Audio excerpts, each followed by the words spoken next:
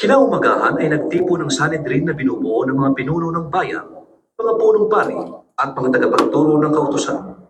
Iniharap sa kanila si Jesus at siya'y tinanong nila. Sabihin mo sa amin kung ikaw ang Mesya. Sumagot si Jesus. Sabihin ko man sa inyo ay hindi kayo maniniwala.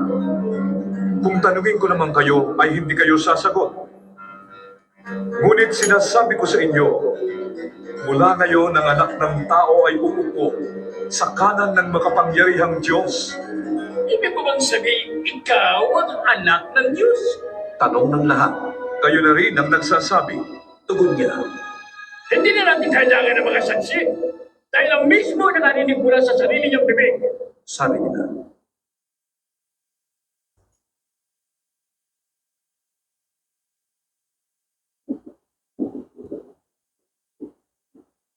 Salamat sa pagkakabasa ng aklat ng pagpapatuloy ng aklat ng 22 Lucas.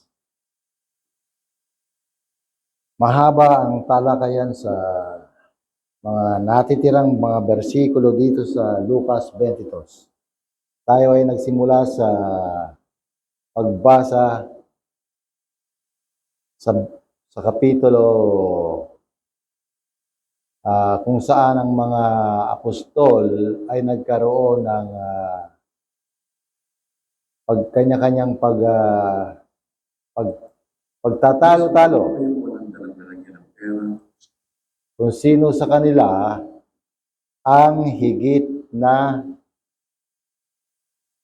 tinatawag na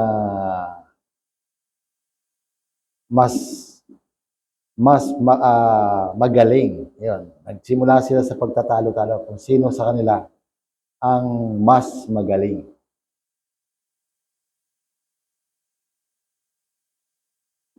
At dahil sinabi nga ng Kristo, sinabi ni Jesus na sila ay magiging kasama niya at uupong kasama niya sa kaharian ng Diyos. At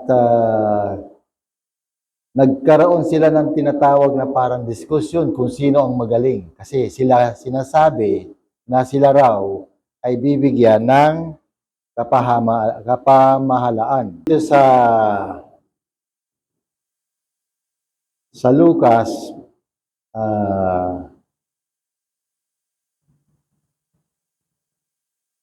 25, sinabi ni Jesus na ang mga Gentile o Hintil daw, yung mga gobernador, naghahari sa mga Hintil ay at sa kanilang mga kapangyarihang nasasakupan,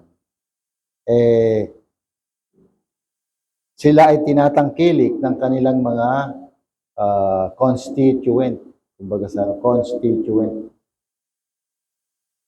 Pero sinasabi ni Jesus ng Panginoon na iba ang kanyang patakaran. Kung sino raw yung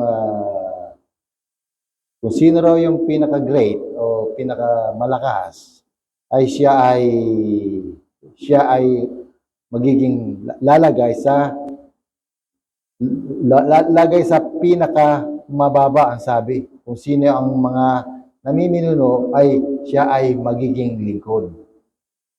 So, parang mahirap gawin ito.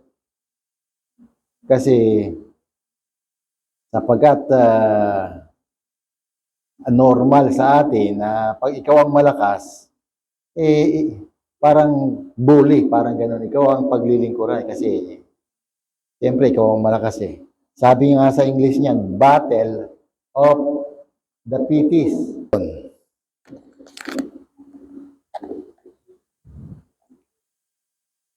Sa ating panahon, katulad ngayon, ang ating mga namiminuno ay ibinoboto natin. At tapos, tayo, pagkatapos natin iboto, tayo ay pasusunurin nila ayon sa batas na umiiral. Hindi sila yung maglilingkod sa atin, kundi nangyayari tayo ang naglilingkod para sa kanila. Ganun, lahat. Kung ano man ang direktiba na kanilang ipapatupad, tayo ay susunod. Ganun ba ang inuutos ng Kristo sa bawat namiminuno? Ngayon, sa ating mga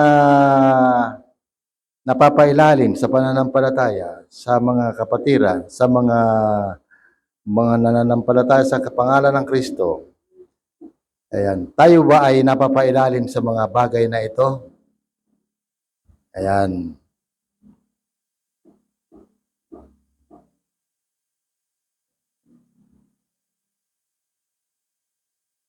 Ngayon, sa utos na ito ng Panginoon, sinabi sa kanila, pinipilit ng mga hari ng mga hintil na sila itinuturing na Panginoon ng kanilang nasasakupan. Parang ganoon. At ang kapangyarihan ay nagnanasang matawag na pagtangkilik sa kanila. Ngunit hindi ganoon ang dapat mangyari sa inyo. So merong particular na sinabi, hindi ganoon ang dapat mangyari sa inyo. Ano ba ang dapat? Sapagkat sinasabi niya na yung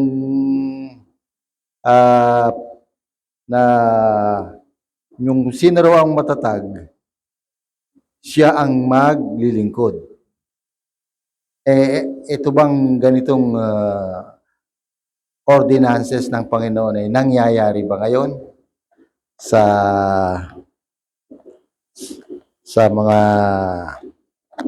mga tagasunod ng Kristo? Hindi natin sasaklawan ng bagay na yan. Pero ang tanong, yung sinasabi ng Panginoon na tungkol sa paghahari na to, ito ba ay kasama ang sambahayan? Halimbawa, ang isang namiminuno ng sambahayan o kanilang mga katribuhan ay napapailalim sa Panginoon sa pananampalataya ng Diyos. Tayo ba ay dapat saan ba inuutos ng Panginoon? Saan ang tanong dito? Saan ito napapatungkol?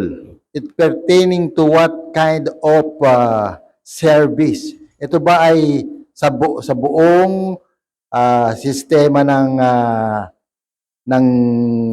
churches? Ito ba ay sistema na umiiral sa buong iglesia o sa ang kanumang religion na nasa umbrella ng Kristo, na ang bawat malalakas ang siyang maglilingkod? At saan pinapatungkol ang mga bagay na ito? Sapagat sa oras na ito, kung atong binabasa at ang pagpapatuloy, sila sa mga naunang verses, sila ay magsasalo-salo sa pagkain. Yun ang tinatawag na usapan dito. Sila ay magsasalo-salo. Ngayon, dahil magsasalo-salo sila, siyempre, kanya-kanyang uupo sila sa upuan habang may taga-silbi. Pero dito, sinasabi ni Jesus na siya mismo ay nagsilbi sa kanila. Paano nagsilbi ang Kristo sa kanila? Maaring hinainan sila ng Kristo. Kasi sinasabi na sa versikulo na yan na sa 26 hanggang 30 ating uulitin. Yung tagapaglingkod. Sino ba ang higit na nakakataas? Ang nakadulog sa hapag o ang naglilingkod? Hindi ba ang nakadulog sa hapag? Ngunit ako'y kasama ninyo bilang isang naglilingkod. So makikita natin ang pinag-uusapan, naglilingkod sa hapag, sa kainan. So, yun ang oras na pertaining na binabanggit ng Kristo. Nung sila ay nagpipiesta, sabi ko nung nakaraan, dumudulog sila sa isang piging o tinatawag na bangkete. Bangkete nila yan na parang piyesta nila kasi nga piyesta na yung lebadura. Sa halip, si Jesus Christ sinabi, siya ang nagsisilbi. So, sino ba, yan nga, ang sabi niya, yung mga may kapangyarihan, siyempre nakaupo yan, kayo ang gagawa ng effort para bigyan niya ng pagkain. Pero si Jesus Christ, sinasabi niya, siya mismo ang nagsilbi. Ako'y kasama niyo bilang isang naglilingkod, ang sabi niya dito. So, hindi natin napapansin na mismo si Jesus Christ naghain ng Sino pagkain. ba ang higit na nakakataas? Ang nakadulog sa hapag o ang naglilingkod? Hindi ba ang nakadulog sa hapag? Ngunit ako'y kasama ninyo bilang isang naglilingkod. So mismo si Jesus Christ, bagamat siya ang pinakahari, no? God of the universe, na represent sa Father God, siya ang naglilingkod sa mga apostol. Yun ang pinag-uusapan dito. Kaya tinatanong ko, saan natin may apply to? Ina-apply ba to na sa churches, kumbaga sa buong churches lahat ng galaw, gagalaw yung mga elder para hindi na lang gagalaw yung mga members? Ganun ba pinag-uusapan dito? Basta wala akong comment. Basta sinasabi ni Jesus Christ, nililinaw ko lang tong bersikulo. Kasi sinabi niya dito na siya mismo ang bagamat piniprepare, nag-utos siya na mag-prepare sila ng piging, pero pagdating sa paghain, siya ang naghain. Siya ang tinatawag nag-service. So, anong klaseng pag-service? Hindi natin alam, parang local di ba? Kasi tayo, mga food server, parang mga ano lang yan Kumbaga sa parang, alam nyo na, ngayon, ang tawag dyan, ginagawa yan sa mga event places na ready na, uupo na lang kayo, dahil binayaran nyo na yung service, nandoon yung mga staff na bibigyan kayo ng tubig, hahain kayo ng pagkain, katulad na lang sa mga inasal, di ba? Sarap-sarap. Bigyan kayo ng mga kanin. Eat all you can, ang sabi doon. So, parang gano'n siguro yung ginagawa ni Jesus Christ. Okay, mga bro, eat all you can. Nagsisilbi siya. Hinahainan niya yung mga disipulo. Yung mga tinuturuan niya, hinahainan niya pa. Siguro, baka nasabi niya rin, sige, pagpakabusog kayo, eat all you can. Kaya tuwan-tuwa sila. Actually, masaya yung ambience. Kaya dumating sa punto na sa oras ding iyon, habang paikot siguro, naghahain siya, nasasabi niya, yung sasama sa akin hanggang sa mga pagsubok ay makakasama ko sa paghahari ng Diyos. Parang ganon. Ngayon, dahil sinabi niya yun, parang kumbaga nagkaroon ng tinatawag na confidence yung mga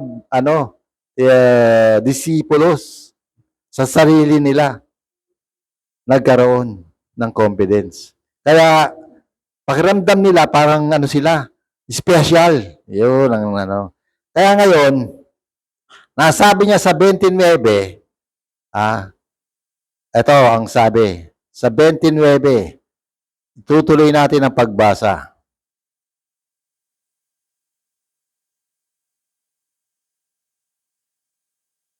Di naman, maglalaan ako ng lugar para sa inyo. Kayo'y kakain at iinom ng kasaluko sa aking kaharian. At kayo'y uupo sa mga trono at mamumuno sa 12 angkan ng Israel. So yun ang nasabi niya. So parang mamumuno sila sa 12 angkan ng Israel. Kasama ba ang angkan ng mga Pilipino? Israel lang muna ang pinag-uusapan dito. So parang ano sila, parang kumbaga proud na proud sila sa sarili nila dahil mamiminuno sila sa 12 angkan ng Israel. So yun ang naging ambience, yung parang yung himig, yun ang pinaka parang pakiramdam nila, ambience ng nila, isip nila, yung mindset nila na parang Masayang-masaya sila. Dahil piyesta nga to eh. Pero, dahil sinabi nga nito ni Jesus, ngayon, nagkaroon sila ngayon ng parang pagtatalo-talo kung sino ang magiging greatest sa kingdom. Yun ang naging, dahil sa ambience nila yun, parang tinatawag na carnality nila, parang carnal. No? Nagkaroon sila ng pagtatalo-talo kung sino ang magiging greatness sa kanila. Yun ang naging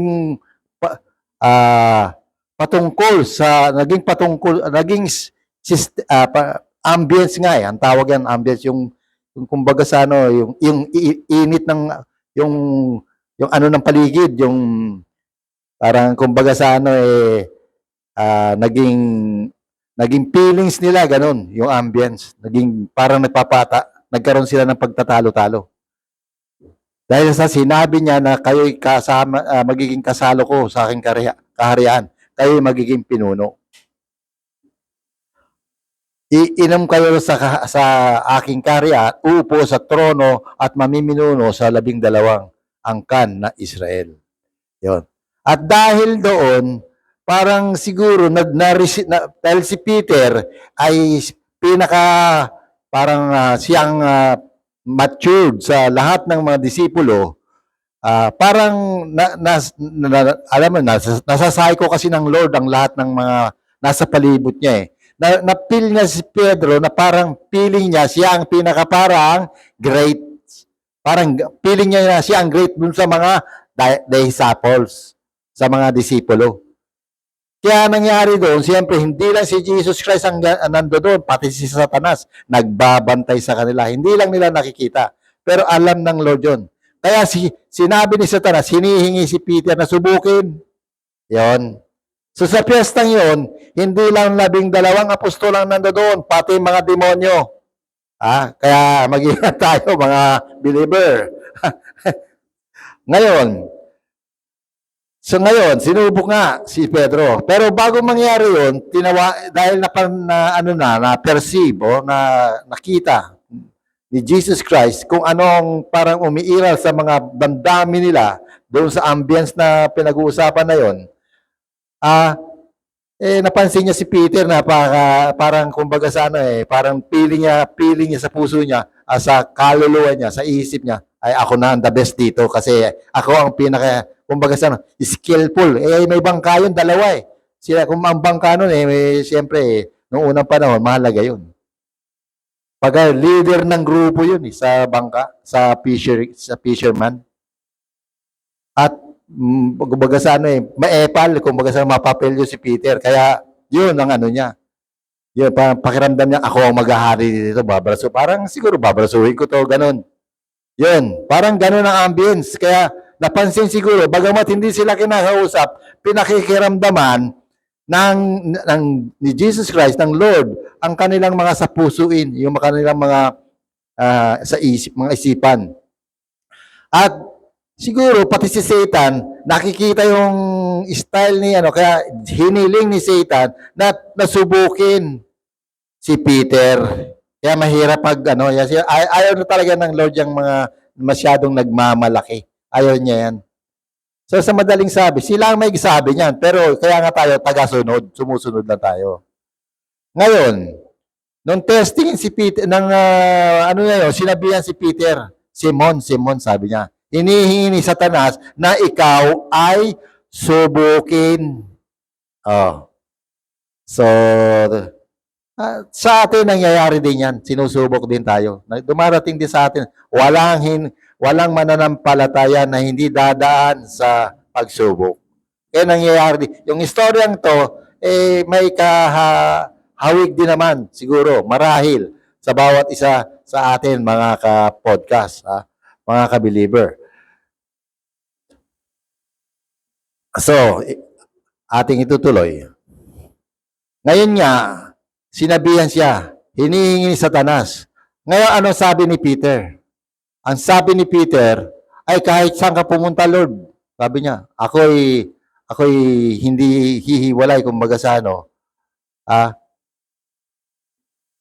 ang sabi. Muno sa 12 angkan ng Israel.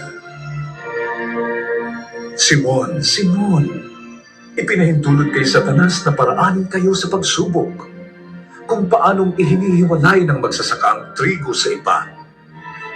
Subalit idinalangin kita upang huwag manghina ang iyong pananampalataya. At kapag nagbalik loob ka na, patatagin mo ang iyong mga kapatid. Sumagot si Pedro, Panginoon, Eto na ngayon. Dahil kani-kanina lang papakiramdaman sila kung sino ang mga greatness. Parang alam mo na, parang politics ang dating, nagpapasikatan sila. Ngayon sa harapan mismo ng piging na yan, sinabihan si Pedro na inaano ka ni Satanas, gusto kang subukin. Siyempre, ito si Peter, gusto maging great sa kingdom na sinabi ni Jesus Christ sa una pang verses. Sumagot si Jesus, kay Jesus. Sumagot sa Lord si Peter na parang pinapa-impress niya itong kanyang salita. Ito ang sabi niya, Panginoon, handa akong mabilanggo, ang sabi niya. Handa akong mabilanggo. kapatid. Sumagot si Pedro, Panginoon, handa po akong mabilanggo at mamatay na kasama ninyo. Pedro, sabi ni Jesus, tandaan mo ito. Bago tumilaw ang manok sa araw na ito, ay 3 beses mo akong ikakailan. So makikita natin dito, hindi naman intensyon ng Lord Jesus na ipahiya si Peter. Subalit, dahil si Peter nasa harapan ng mga 12 disciples, gusto niyang ipa-impress na siya, whether death or trials, hindi siya aatras. Bakit? Kasi nga, gusto niyang ma-impress sa kanya na siya ang isa sa ruler noong tinatawag na kingdom, that the kingdom will come. Na siya ay upong kasama ng Lord na sigurado na maghahari kasama ng Lord. So dito, parang kumbaga sa nandoon nga siya sa ambience na yan, yung parang feelings na ganyan na parang matatag sila dahil parang nakakasigurado na sila. Kaya sumagot siya ng ganyan kahit na kamatayan pa, hindi ako atras. Kasi nga, yun ang target nila na maging kasama ni Jesus Christ hanggang sa paghahari. Oh. At para ma-impress din yung 12 disciples. Kasi minsan ganyan eh. Parang pag nagbigkas tayo ng mga word of God, para ma-impress natin ang mga nasa palibot natin, di ba? Talagang minsan ganun ang nature natin eh. So hindi ko masisisi si Peter. Kasi bakit? Kasi nung unang nagbabasa ako ng Word of God, ng Scripture, naiinis ako kay Peter, bakit niya dinideny si Jesus Christ. Kasi kasama niya na lahat sa pagpapagaling, sa miracle, nasaksihan niya na eh. Pinalakad pa nga siya sa tubig eh. Oh. Nasaksihan niya na kasama nakasama ni Jesus Christ si Moises at saka si Elijah sa bundok. So marami siyang experience sa madaling sabi. Talagang candidate na siya para maghari sa tribe of Israel, sinasabi. Ngayon, ayun nga, dumating ang panahon na tinanggi niya na si Jesus Christ.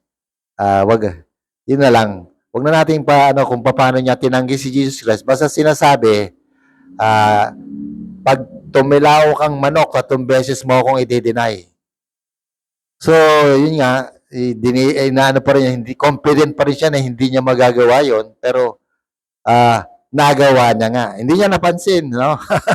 Yung minsan, be careful tayo sa pagpapromise sa Lord. Kasi minsan, mahirap talaga. Lalo tayo, nangangaral tayo.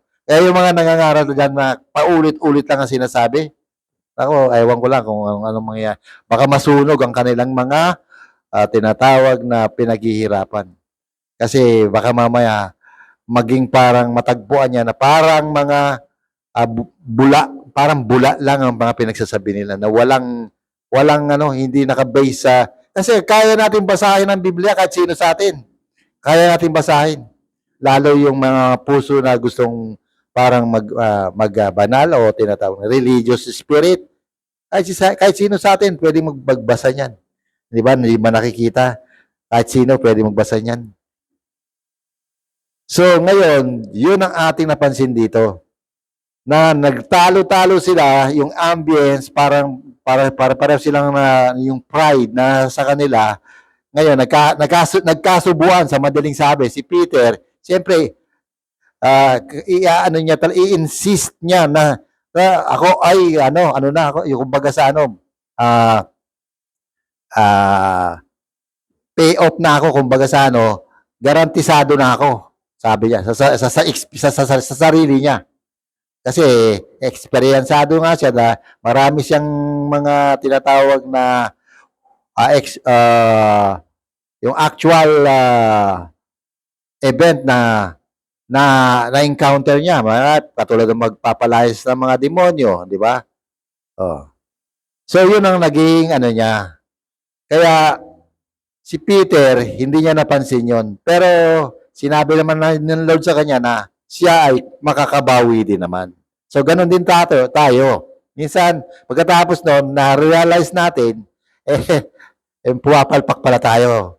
Di ba?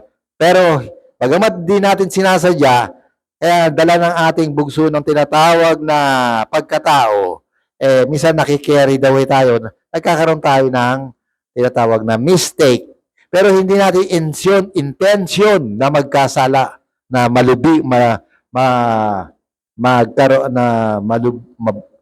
magkaroon ng malubog sa kasalanan. So, pag yung mga ganon, ang Diyos mismo ang tutulong sa atin. Yan. Yung hindi natin sinasadya na nakakagawa pala tayo ng mga mali, ang sabi ng Diyos, siya mismo ang mag-aahon sa atin. Kaya, ipinanalangin siya ni Jesus Christ na makaahon, tapos, at pagkaahon niya, siya naman ang mag-ahon ng kanyang mga kasama, yung mga disipulo. So, sinabi siya kanya. So, lumalabas na inaprubahan naman siya na isa siyang leader. Kaya nga siya ang binigyan ng susi. Sinasabi, yung sa bato. Na kung saan, na kiniklaim ng mga ibang religion niya na hindi naman totoo. So ngayon, dahil maghahari sila, saan? Saan sila maghahari? Oh, naghahari ba sila? Hindi ba pinagpapatay sila sa Israel? Si Peter binitin pati wari. So ibig sabihin, hindi sila. Ang sabi nga ni Jesus Christ, pagdating ng aking kaharian. Ngayon may kaharian pa lang darating. Kasi itong ating binabasa ay mga lumang mga basa kumbaga sa book parang gas-gas na ng mga bersikulo. Paulit-ulit binabasa to. Na yung iba hindi naman nakikita yung tunay na tinatawag na genuineness, yung essence, yung nutrient yung ng context kung anong ibig sabihin nun. Basta nababasa lang, nadadaanan lang. Kasi kasama yan sa Passover. Kaya nababasa palagi yan na hindi naman nabibigyan ng halaga kung ano-ano yung mga nasa sa loob noon. Ngayon, sinabi dito na siya ay maghahari. Saan siya maghahari? Ngayon, dahil ang binabasa nga natin ay mga gas-gas na bersikulo, mag-a-advance tayo ngayon. Mag-a-advance tayo. Magbibigay tayo ng ibang malalalim na usapan dito sa bersikulo na to. Kaya ang tanong, maghahari siya, ibig sabihin may kaharian na darating. Kasi hindi naman sila naghahari sa earth. Ano yung darating na kaharian? Yun ang sinasabi sa Revelation 21:15. Sa Revelation, sa pahayag, 21:15. Ayan. At maiksi bersikulo na ating babasahin. Ang pader ng lungsod ay may 12 pundasyon at nakasulat dito ang pangalan ng 12 apostol ng Kordero. Ang anghel na nagsalita sa akin ay may hawak na gintong panukat upang sukatin ang lungsod, ang mga pinto at ang pader nito. Parisukat ang ayos ng lungsod. Kung ano ang haba, ay siya ring luwang. Sinukat ng anghel ang lungsod, at ang lumabas na sukat ng lungsod ay 2,400 kilometro ang haba at ang luwang, gayon din ang taas.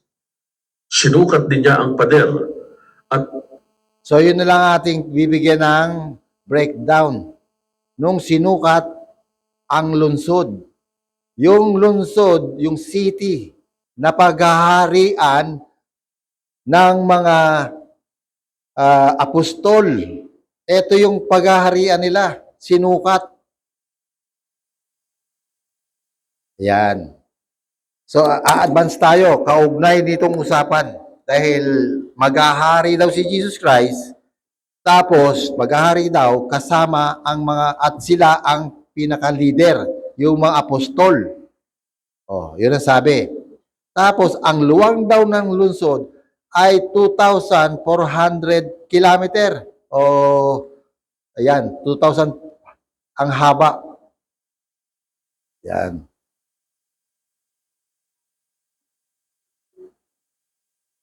So, yun ang sabi dito. 2,400 kilometer.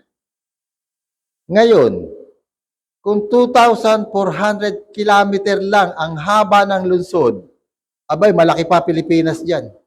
Napakaliit niyang 2,200 kilometer. Alam niyo ba kung ganong kahaba ang 2,400 kilometer? Ito ang sukat mula sa Apari hanggang sa dulo ng Mindanao, General Santos. Balikan. Pagpunta mo doon, babalik ka. Yan ang 2,400 kilometer. Approximate. Humigit kumulang. So, kasi laki lang ng Pilipinas ang city ng New Jerusalem na tinatawag na lungsod ng bagong lungsod ng Jerusalem. Kasi laki lang ng Pilipinas. Abay, parang hindi ako naniniwala dito. Ha? Bakit? Maliit nga eh. Bakit ko nasasabing maliit? Kasi nung nakaraan, nasasabi ko sa inyo, may anghel na mas malaki pa sa earth. Aba, isang anghel lang, baka hindi magkasya dito dahil Pilipinas lang ang sukat. Ayan.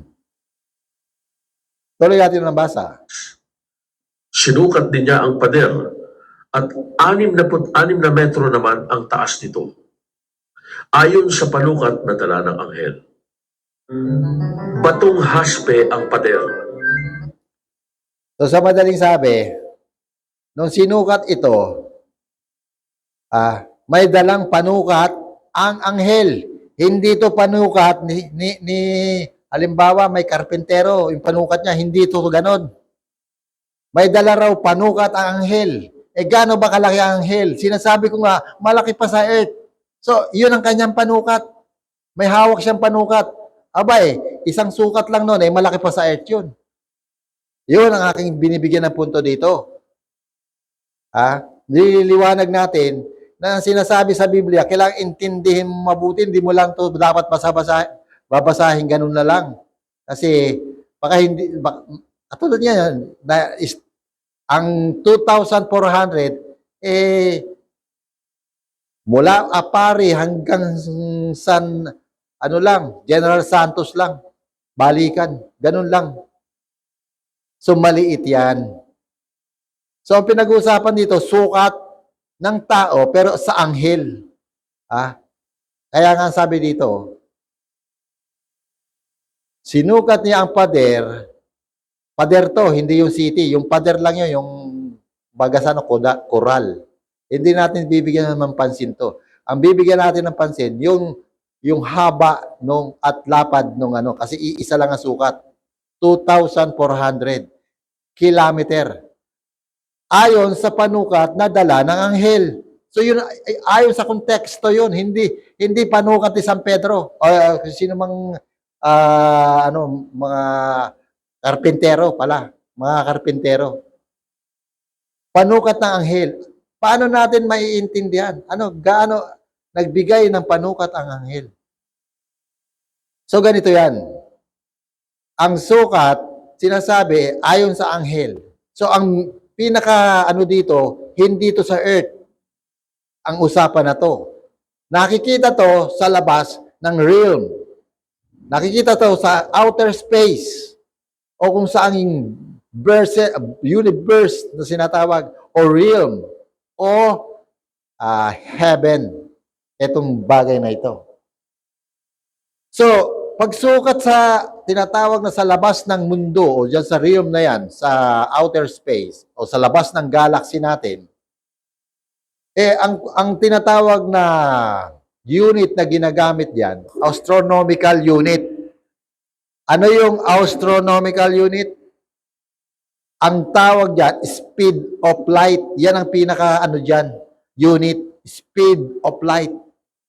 Kumbaga sa ato, katulad ng ating galaxy, 150,000 kilometer. 150,000 in the speed of light. Ganon. Paano mo masasabi yung 100,000 kilometer sa speed of light? Light years. Light years ang usapan hindi speed of light pero years ang usapan doon. Bilis 150 pero ang takbo mo kasi bilis ka ng liwanag pero tatravel ka ng 1 taon bago marating ang dulo, ang kabilang dulo. So ganito ang pinag-uusapan dito, speed of light. Pero hindi ko na bibigyan kung years, wala naman sinabi years o hours o seconds. Yan. Ngayon, pag itinimis mo, kasi sa 1 segundo, ang bilis ng speed of light ay tumatakbo na nagkakaroon ng kilometro na 300,000 kilometer. Isang kisap mata ay isang kisap lang ng light o speed of light. Yung liwanag, yung bilis ng liwanag pag sa 1 segundo pag pulses ng liwanag, halimbawa flashlight may malaking flashlight. Pag yan pinalses mo ng 1 second, pinaandar mo ng 1 second, ang layo mo na mararating yan 300,000 kilometer. 1 seconds lang yun. So kung ang pag-uusapan dito seconds, i-multiply ngayon to. Itong 240 kilometer per seconds. I-multiply ngayon yan sa 300,000 kilometer. Yan ang magiging, suma total. Seconds na pinag-uusapan natin dito, hindi oras. Pero sa Earth, ang usapan natin, halimbawa, sumakay ka ng eroplano. Gusto mong punta sa Baguio. So, ang biyahe doon, halimbawa, 30 minutes lang per hour. Pero ang bilis mo, kasi bilis ka ng 500 kilometer per hour. Per hour ang usapan lagi, hour. Hindi seconds ang pinag-uusapan natin. Kahit sa motor, magmumotorsiklo ka, tinitignan mo yung motorsiklo mo, yung speedometer mo, pumapalo yung halimbawa 50. Ibig sabihin yun, kilometer per hour yun, 50 ang bilis mo. 50 kilometro bawat oras. Yun ang pinag-uusapan. Oras ang pinag-uusapan. Pero ngayon, dahil napaka bilis ng liwanag, sa seconds lang natin inilagay, hindi hours. Sa bilis ng seconds. So, 1 segundo, 300,000 kilometer ang naabot ng liwanag sa 1 segundo.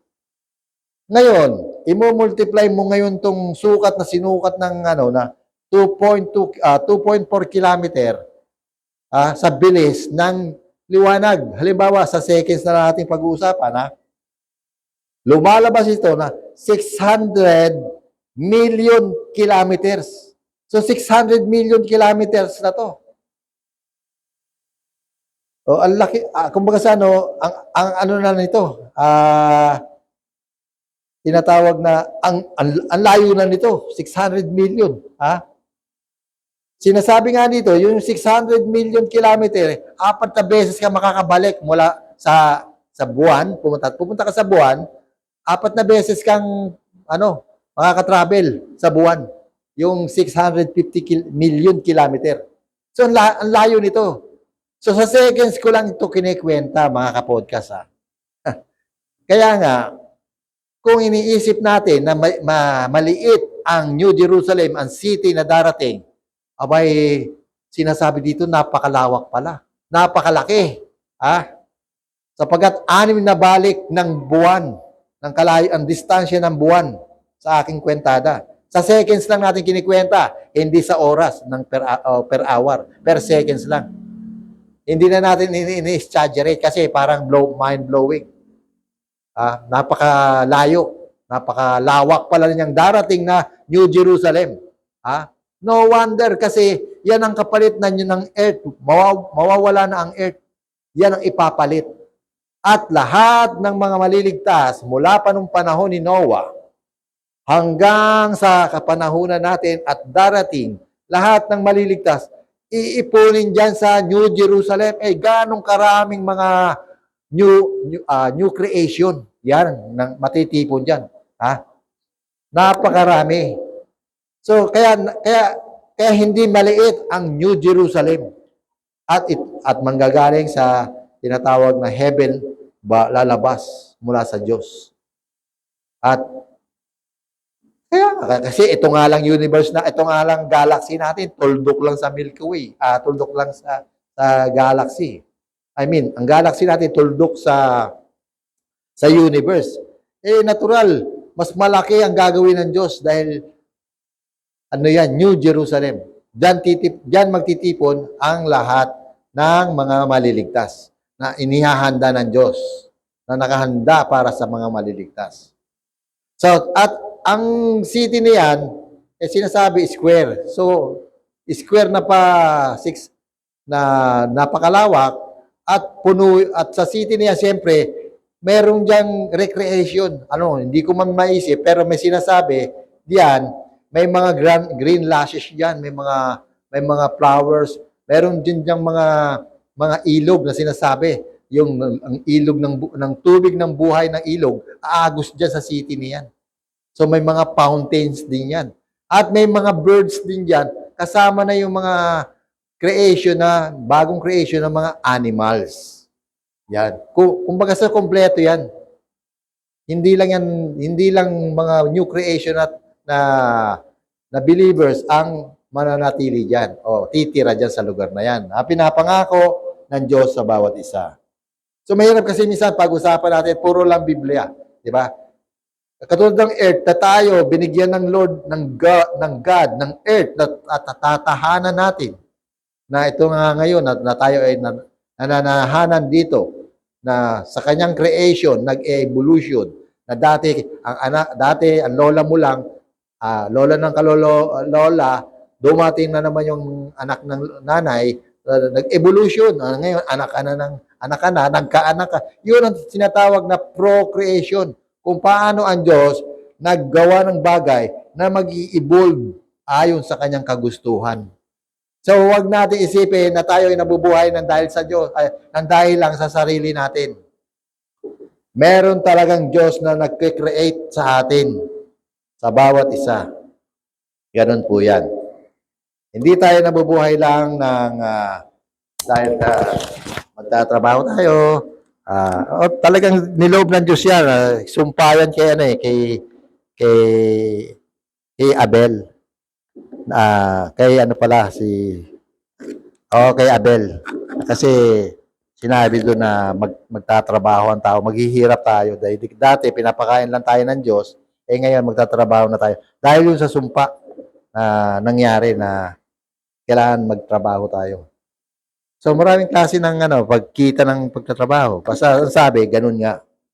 So, yon ang ating elaboration dito na paghaharian ng mga disipulo. Bagamat hindi nila naiintindihan pa noon kung ano yan. Ngayon, binigay na yung revelation, ating i-dig up, dive in tayo kung ano ba yan. So, ibig sabihin, yung pangako na darating, malaki pa sa earth yun. Yung sukat nun. Oh.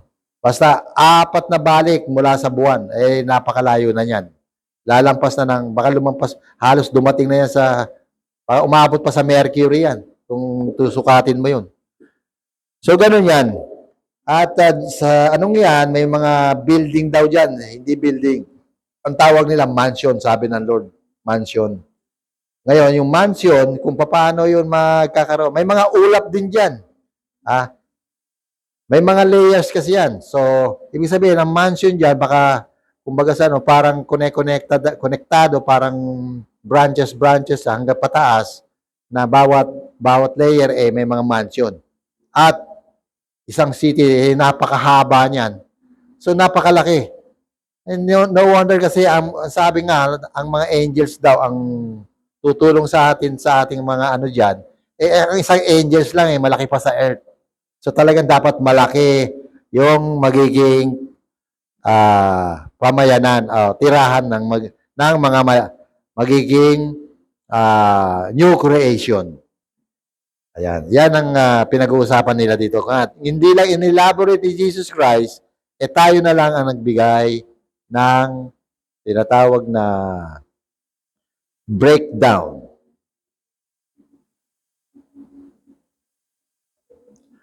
At sa mga bersikulo na yon, ito ang mensaheng kaligtasan, announcement, mensaheng kaligtasan, Kristo Jesus ay magpapatuloy tayo